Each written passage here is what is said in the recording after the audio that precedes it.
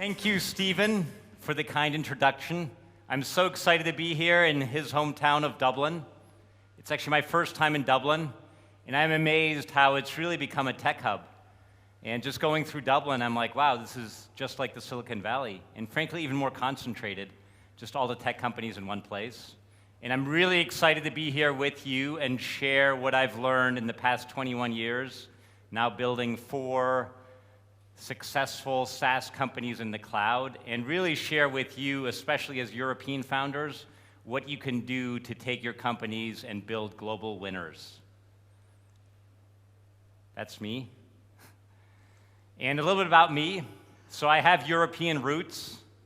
I still have a German passport, and I hope the UK stays in the EU.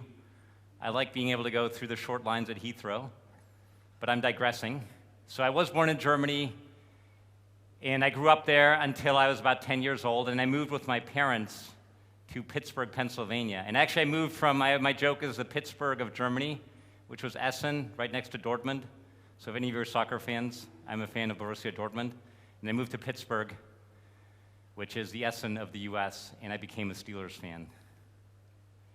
And after going to high school there, I wound up going to school at MIT, and I grew up with my father being in the pump manufacturing business. And my father was also an entrepreneur, very much inspired me, but he was building pumps. So I decided to go learn mechanical engineering at MIT. After that, I became a business consultant. I worked for McKinsey for 3 years, first in the US and then back in Germany in Munich. But then my life really shifted to technology. I went to Stanford Business School, this beautiful place. And actually, I dreamed of going to Stanford as an undergrad. They didn't accept me the first time. But luckily, the second time, I got to enjoy 2 years on this beautiful campus. But I think more importantly, what was happening around the campus at that time, it was 1997, and the internet boom was just beginning. And at the time, Jerry Yang, the founder of Yahoo, I remember he came to my class, and he just seemed like the most amazing entrepreneur. And so I decided, like many people in that first dot-com era, I wanted to get involved. I wanted to start building online companies. And then I met 2 Stanford computer science students, and this was 1998. And my joke was always, too bad it wasn't Larry and Sergey.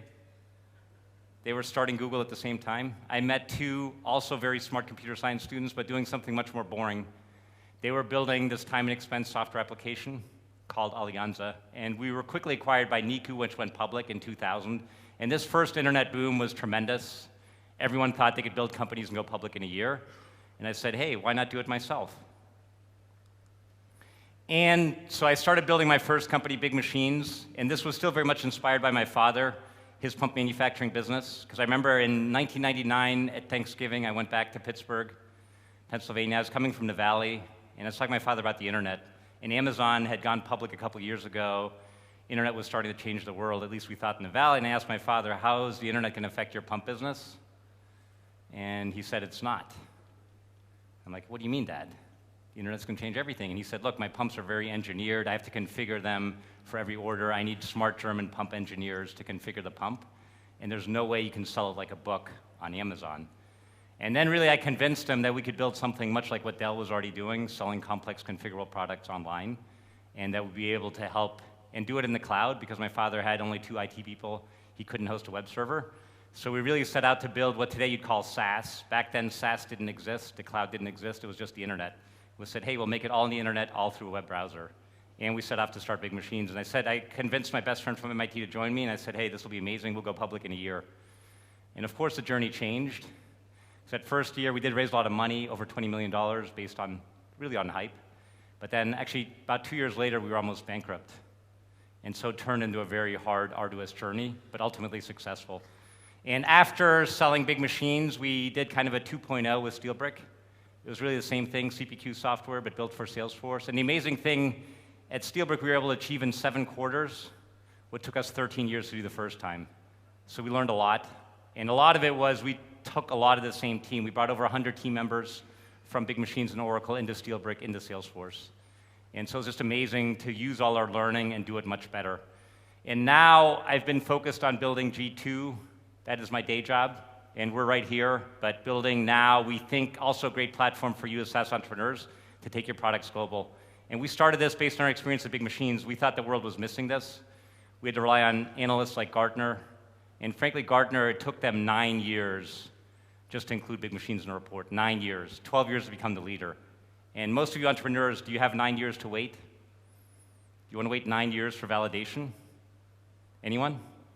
No, right? You wanted real time, and that's why we built G2. Now with G2, as soon as you have happy customers, they vouch for you. Our ratings are 100% based on customers. It's free, and you can get global validation overnight as soon as you have happy customers speaking for you.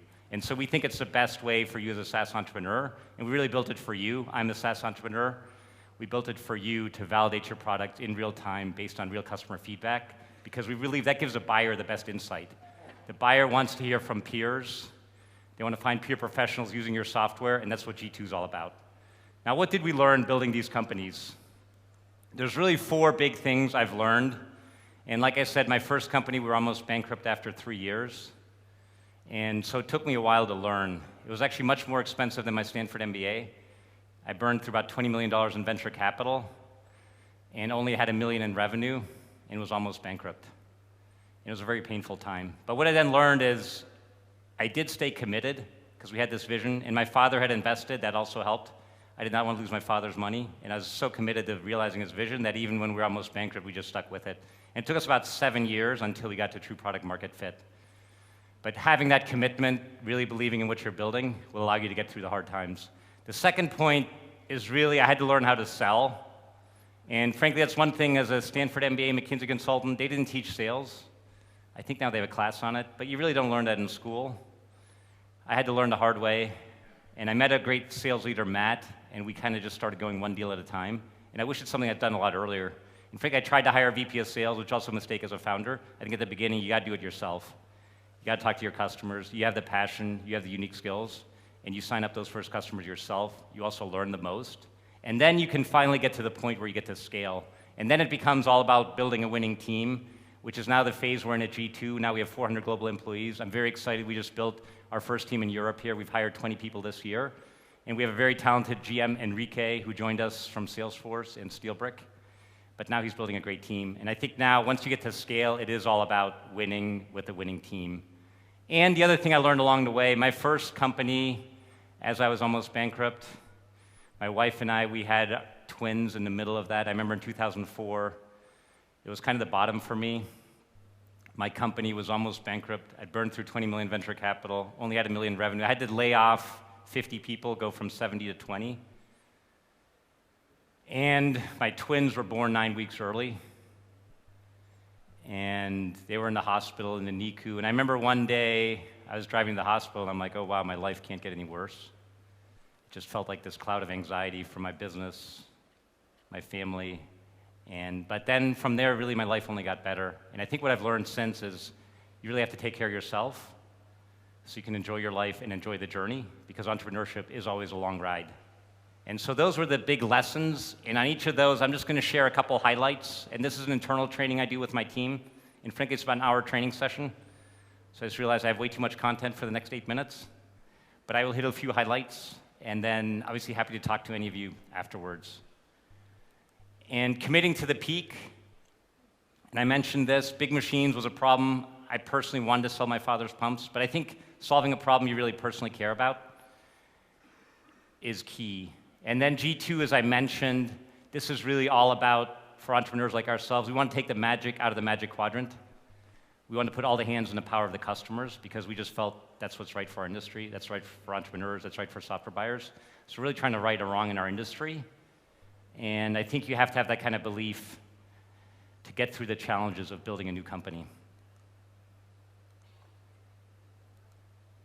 And perseverance, I talked about this, big machines having to go from 70 people to 20 people, hardest thing I've had to do in business. But I think it's made me smarter, where now I try to, best I can, avoid hiring way ahead and really pacing the business with the demand and the capital so that I don't have to do that again. And riding a bigger wave, and ultimately what did make big machines successful, in 2004, I met Mark Benioff, the founder of Salesforce, and I went up to him at an event and I said, hey, Mark, my CPQ solution, it's in the cloud, it can work well for your customers. And luckily, he said, oh, I have my first partner manager, why don't we form a partnership? And then we really rode that wave of the cloud and Salesforce really for our next two companies. And I think you're all lucky. SaaS is still a huge wave. I believe we're just getting started. That's the bet with G2. Software is eating the world. Fourth industrial revolution. Every business is going to automate every part of their business, and you're all here to do that.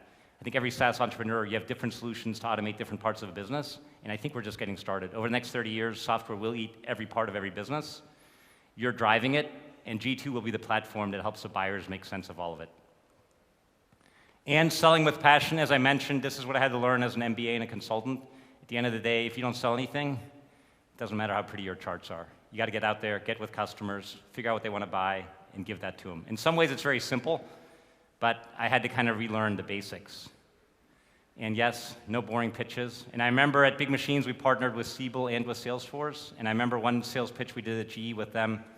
Siebel walked in, very smart Harvard MBA, about 30 slides, intellectually extremely interesting, but everyone at GE was very bored.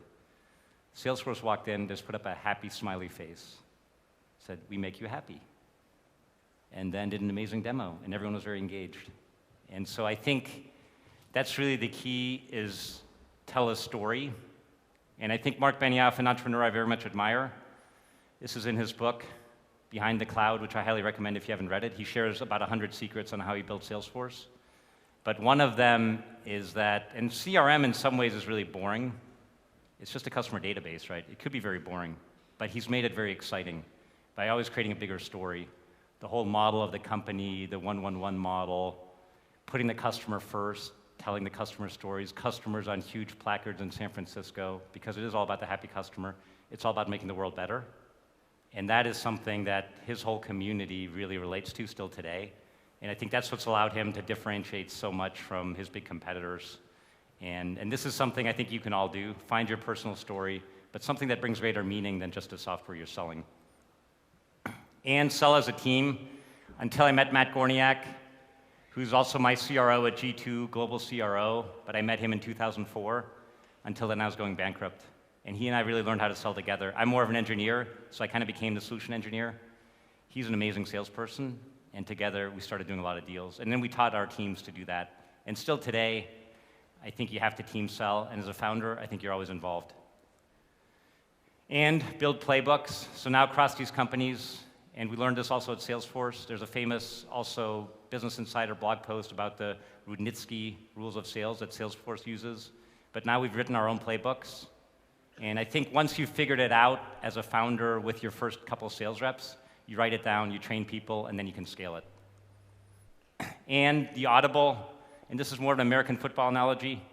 So maybe in soccer, it'd be like Firmino at Liverpool. But the idea is you never know what he's going to do, right? They know all the plays, but you don't know if the ball is going to Salah. You don't know if it's going to Mane. But it's going to be exciting. But they're so dialed in as a team that, on the fly in a millisecond, they can audible. And I think the great thing with the same thing with a great sales team, you can read the room, read the customer, and audible, and win every deal. And the exciting new thing, and I didn't have this when I was building Big Machines, but now you can really let your customers sell for you at scale. I remember at Big Machines what we had to do, we had a customer conference. Well, just like Dreamforce, we had something called Big Ideas. But we could only do it once a year. We would bring all our prospects, our customers together, and our customers would tell their stories. Our customers would say how they're having success with our software. But there was really no way to do it at scale. And that's why we created G2. And now the SaaS leaders, and here's two companies, obviously Zoom, their founder, Eric Wuan, he just spoke at our Reach conference. And Eric Wuan's an amazing entrepreneur. He's all about delivering happiness. And he uses G2 to validate it. He has 15,000 reviews, far and away the leader on G2. And he really validates he delivers happiness. And it just accelerates his flywheel. Same thing with Qualtrics. They were bought by SAP. I think most of you probably saw for $8 billion.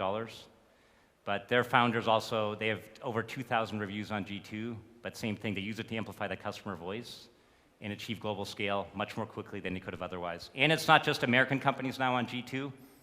So European SaaS leaders, Algolia, amazing enterprise search company from France. They're the leader in our enterprise search category, just based on having great customer reviews. UiPath, probably one of the most successful European-founded SaaS companies out of Romania. $8 billion valuation now, and I believe they have well over 2,000 reviews. And together with them, we built the robotic process automation category. And now we have hundreds of thousands of buyers coming to find robotic process automation. But we were able to do that in real time. Instead of waiting 9 years for a quadrant, we did it in real time. And together with UiPath, now we've built an amazing market. And obviously their competitors, Automation Anywhere, all of them are there as well. But now it's the best place in the world for a buyer of robotic process automation software to go to get that insight. And it's really helped fuel UiPath's growth. And building a winning team. So once you do have that product market fit, once you want to scale, it is all about your team. And going from a small team, maybe 10 or 20, how do you go to a team of hundreds and thousands? And that's something I'm still learning. We're now up to 400 people, and the business changes a lot as you get bigger. And the one thing that we've done across our companies, the core team, a lot of them are the same. We talk about our entrepreneurial family, but it's a very high-performing family. We have each other's backs. And I think having a core team that you can really trust, you really trust each other, that's how you can get through the hard times and have repeated success, because each company you learn more, and you can get better and better.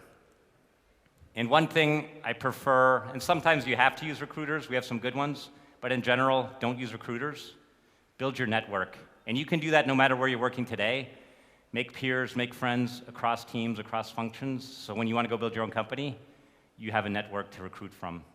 And this is something we've done. As I mentioned, we brought over 100 people into SteelBrick from Big Machines. Many people are now following us into G2, into 3Kit, and we get the best people. We're dialed in, and we can build amazing companies. And build amazing partnerships. I mentioned Mark Benioff, but we also have other entrepreneurs we partner with. Ryan Westwood, he's built a 500-person SteelBrick CPQ consulting business. He started with 5 people, but we did it together. So I love partnering with entrepreneurs and building together. And we have acquired companies. I think Manoj might be here. He's now building a company called SalesTrip. But together, we built SteelBrick. He built Invoice.It. We acquired it. It's now Salesforce Billing. So that's also a great way to accelerate your team building. And here we've acquired Siftery and Advocately, and Patrick's here. But we like bringing amazing founders into our team as well. And yes, you have to align your vectors. Steven mentioned the V2 mom, so we use that to make sure all our teams are aligned. And have a heart-driven culture. We have a P culture with heart at the center, and this caring is what drives our team. It's what drives our customers, because they feel we genuinely care about them. And finally, take care of yourself. I didn't learn this till I was 40. I was actually about 30 pounds heavier about 10 years ago. I wasn't taking care of myself. I was stuffing my anxiety. And I finally learned every morning now I start with an hour of self-care. I did it this morning. I run, I stretch, I work out, and then I feel great all day. And be authentic. That's my daughter, Maddie. She's the most authentic person I've ever met. I love her. I miss her. But I think bringing that authentic spirit where you can be your true self to work is what makes it all amazing. And yes, just breathe. So thank you, and I hope you all follow your divine path to your own entrepreneurial success. Thank you.